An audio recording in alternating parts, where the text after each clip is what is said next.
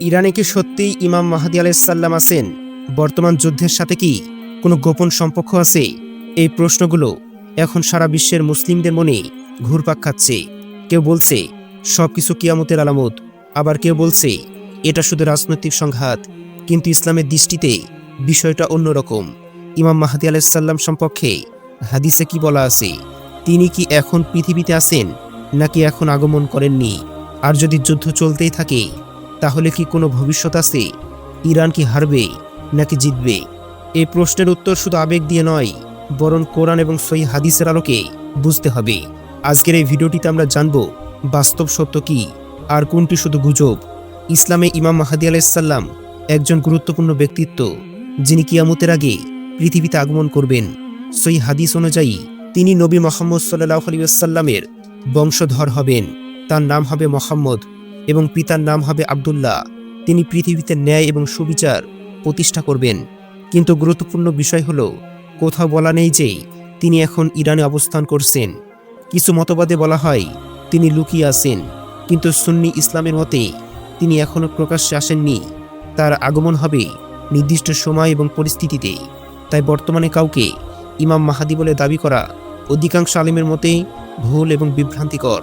বর্তমানে ইরানকে ঘিরে যে উত্তেজনা এবং যুদ্ধ পরিস্থিতি, তা মূলত রাজনৈতিক এবং সামরিক ইস্যু। ইসলামে কোথাও নির্দিষ্টভাবে বলা নেই ইরান এই যুদ্ধে জিতবে না হারবে, কারণ যুদ্ধের ফলাফল নির্ভর করে অনেক বিষয়ের উপরে। আল্লাহ তাআলা পবিত্র কোরআনে বলেছেন, জয় পরাজয় তিনি যাকে ইচ্ছা দেন। ইতিহাসে আমরা দেখেছি ছোট শক্তি বড় শক্তিকে হারিয়েছে, আবার বড় শক্তি হেরে গিয়েছে দুর্বলদের কাছে। তাই কোনো দেশকে নিশ্চিতভাবে জয়ী বা পরাজিত বলা উচিত নয়। ইসলামের দৃষ্টিতে এটি সঠিক নয়। আমাদের কাজ হলো সত্য যাচাই করা এবং গুজব থেকে দূরে থাকা। হাদিসে কিয়ামতের আগে অনেক আলামতের কথা বলা হয়েছে, যেমন অন্যায় বেড়ে যাওয়া, যুদ্ধ বৃদ্ধি পাওয়া, মানুষের মাঝে বিভ্রান্তি ছড়িয়ে পড়া।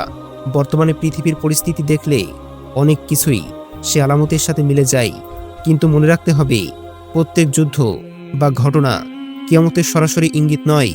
ইমাম মাহদী আলাইহিসসালাম আসার আগে বিশেষ কিছু বড় আলামত পূর্ণ পাবে, যেমন বিশ্বব্যাপী বিশৃঙ্খলা, অন্যায় শাসন ইত্যাদি। তখন তিনি এসে পৃথিবীতে শান্তি প্রতিষ্ঠা করবেন। তাই এখনকার যে কোনো ঘটনাকে ইমাম মাহদী আগমনের সাথে জোর করে মিলানো এটা উচিত নয়, বরং নিজেকে প্রস্তুত করাই সবচেয়ে গুরুত্বপূর্ণ বিষয়। তাহলে সত্যটা কি? ইরানে এখন ইমাম মাহদী আলাইহিসসালাম আছেন এমন কোনো নির্ভরযোগ্য প্রমাণ নেই। বর্তমান যুদ্ধের ফলাফল নিশ্চিত নয়। ইসলাম আমাদেরকে শেখায় গুজব নয়, সত্যের উপর বিশ্বাস রাখতে, আর কিয়ামতের আলামত দেখে ভয় না পেয়ে নিজেকে সংশোধন করতে। কারণ আসল প্রস্তুতি হলো নিজের ঈমান শক্ত করা, আমল ঠিক করা। যে কোনো সময় পরিবর্তন আসতে পারে। তাই আজকে থেকেই নিজেকে বদলান। আর এমন সত্যভিত্তিক ইসলামিক ভিডিও পেতে ভিডিওটিতে একটি লাইক, শেয়ার এবং ফলো করতে ভুলবেন না।